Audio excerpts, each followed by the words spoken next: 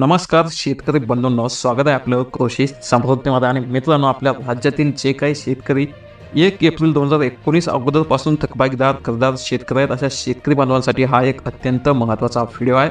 त्यामुळे जर आपण चॅनलवर नवीन असाल तर ताबडतोब आता चॅनलला सबस्क्राईब करून आपला कुठला जिल्हा आहे नक्की कमेंटमध्ये सांगा. आणि जर आपण 2019 अगोदरचे थकबाकीदार कर्जदार शेतकरी असाल तर अत्यंत महत्त्वाचा व्हिडिओ आहे. त्यामध्ये या व्हिडिओला काळजीपूर्वक आणि शेवटपर्यंत पाहायला मात्र अजिबात विसरू नका.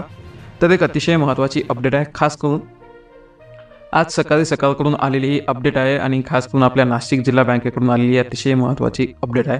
तर विषय असा आहे की जे आपली राज्य शासनाने या अगोदर 2 वेळा कर्जमाफी केली होती आणि ती म्हणजे की सर्वात अगोदर छत्रपती शिवाजी महाराज शेतकरी सन्मान कर्जमाफी योजना आणि त्यानंतर आपली जी आहे तर ती महात्मा ज्योतिबा फुले शेतकरी कर्जमुक्ती योजना. त्या दोन्ही कर्जमुक्ती योजनातील जे काही शेतकरी थकीत आहेत किंवा त्या अगोदरपासून थकबाकीदार शेतकरी आहेत अशा सर्व शेतकऱ्यांसाठी एक महत्त्वाची माहिती सध्या समोर आली आहे. कारण की शासनाने यापूर्वी 2दा दिलेल्या कर्जमाफीचा लाभ जो आहे तो आपल्या नाशिक जिल्ह्यातील 2.5 लाख शेतकऱ्यांनी घेतला आहे. आणि यामध्ये 31 मार्च 2019 अगोदर जे काही थकीत कर्जदार होते तर यांची यादी पूर्ण झालेली आहे. कारण की तो डाटा जो आहे तो अगोदरच अपडेट झालेला आहे, ज्या दोन्ही योजना आहेत त्यावेळी. आणि त्यामध्ये यापुढे जरी शासनाने कर्जमाफी दिली तरी 1 एप्रिल 2019 पासून थकबाकीदारांचा विचार होईल. कारण की 31 मार्च 2019 अगोदरच्या थकीत शेतकऱ्यांना 2दा जे आहे ते कर्जमाफीचा लाभ जे आहे ते मिळालेला आहे. कारण की अगोदर 2 वेळा कर्जमाफी झालेली आहे.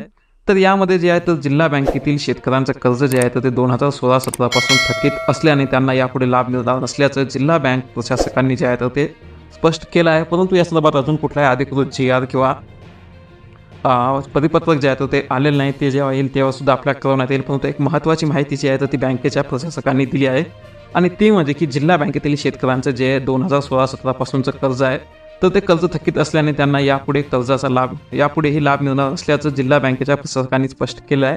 कारण की जी कर्जमाफीची यादी येईल तर ती अंदाजे 2019 नंतरची येईल, 1 एप्रिल 2019 नंतरची. तर जिल्हा मध्यवर्ती सहकारी बँकेने कर्ज सामोपचार परतफेड योजना म्हणजेच की वन टाईम सेटलमेंट योजना OTS लागू करण्याचा निर्णय घेतला आहे. आणि मित्रांनो, 4 जुलैच्या विशेष सर्वसाधारण सभेमध्ये या योजनेला मंजुरी देण्यात आली होती. आणि यामध्ये नवीन OTS योजनेचा प्रस्ताव जिल्हा बँकेकडे, नाबार्ड आणि सहकार आयुक्तांकडे जे आहे तर ते मंजुरीसाठी पाठवला आहे. आणि त्यानुसार जी तारीख आहे तर 30 जून 2022 अखेर मध्यम मुदत व दीर्घ मुदतीचे पीक कर्ज घेतलेले शेतकरी यासाठी पात्र ठरणार आहेत, म्हणजेच की ते OTS करू शकणार आहेत. आणि मित्रांनो, या OTS प्रमाणे जर पाहायचं झालं तर आपल्या शेतकऱ्यांना 65,000 ते 6 लाख रुपयापर्यंतचा लाभ मिळू शकतो. आणि शेतकऱ्यांनी कर्जमाफीची अपेक्षा ठेवू नये, कारण शासनाने 2017 छत्रपती शिवाजी महाराज शेतकरी कर्जमाफी योजना लागू केली होती. आणि जेव्हा ही 2017 योजना आणली होती त्यावेळी 1 एप्रिल 2009 ते 31 मार्च 2016 या काळामध्ये कर्ज थकीत असल्या कर्जदारांना 1.5 लाख रुपयापर्यंतची सूट दिली होती. आणि त्याचा आपल्या नाशिक जिल्ह्यातील 1,50,000 थकबाकीदार शेतकऱ्यांनी लाभ घेतला होता. आणि यामधून त्यावेळी आपल्या नाशिक जिल्हा बँकेला 760 कोटी जे आहे ते मिळाले होते. आणि ज्या शेतकऱ्यांचं कर्ज 1.5 लाखापेक्षा जास्त असेल अशा शेतकऱ्यांना 1.5 लाखावरची रक्कम जी आहे तर ती भरावी लागली होती.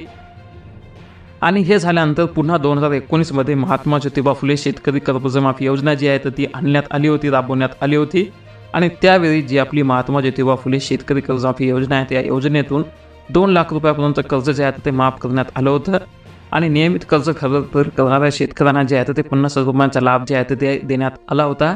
आणि या योजनेसाठी जी मुदत होती तर ती 1 एप्रिल 2015 ते 31 मार्च 2019 आहे जी होती तर ती मुदत होती. आणि त्यामुळे हा जो काही काळ आहे तर तो ग्राह्य धरला गेला आहे. आणि यानंतर आता समजा जर कर्जमाफी योजना झाली तर जिल्हा बँक प्रशासकाच्या म्हणण्यानुसार 1 एप्रिल 2019 नंतरच्या थकीत शेतकऱ्यांना कर्जमाफीचा लाभ जो आहे तो मिळू शकतो. आणि त्यामध्ये जे काही अगोदरचं कर्ज असेल त्या शेतकऱ्यांनी कर्ज भरण्यासाठी OTS योजनेचा लाभ घ्यावा असं आवाहन करण्यात आलेलं आहे. तर आपल्या जास्तीत जास्त शेतकरी बांधवांना ही माहिती नक्की शेअर करा.